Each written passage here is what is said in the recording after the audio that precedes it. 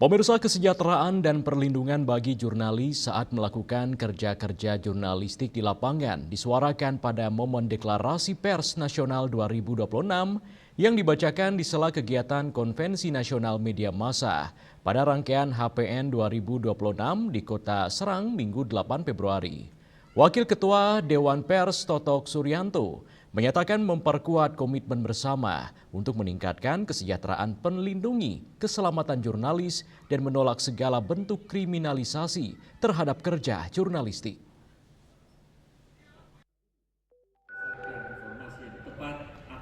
Dewan Pers bersama sejumlah organisasi wartawan dan media massa Minggu 8 Februari menggelar Deklarasi Pers Nasional tahun 2026, yang salah satunya menekankan komitmen kuat terhadap kesejahteraan dan perlindungan jurnalis di Indonesia.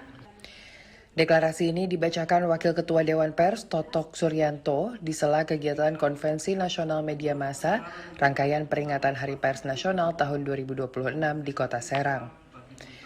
Insan pers menegaskan komitmen untuk terus menjalankan kerja jurnalistik secara profesional, mematuhi kode etik jurnalistik, serta berpegang pada Undang-Undang Nomor 40 Tahun 1999 tentang pers.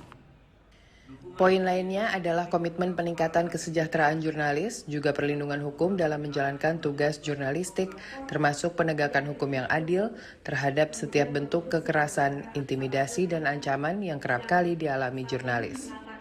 Memperkuat komitmen bersama untuk meningkatkan kesejahteraan dan melindungi keselamatan jurnalis atau wartawan serta insan media, menolak segala bentuk kriminalisasi terhadap kerja jurnalistik, serta memastikan penegakan hukum yang adil terhadap setiap bentuk kekerasan, intimidasi, dan ancaman terhadap pers.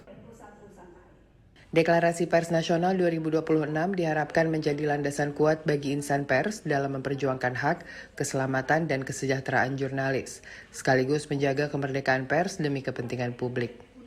Untuk itu, seluruh pihak, baik pemerintah maupun perusahaan media, didorong untuk bersama-sama menciptakan ekosistem pers yang sehat, aman, dan berkeadilan. Dari Serang, Banten, Susmiatun Hayati, Kantor Berita Antara, mewartakan.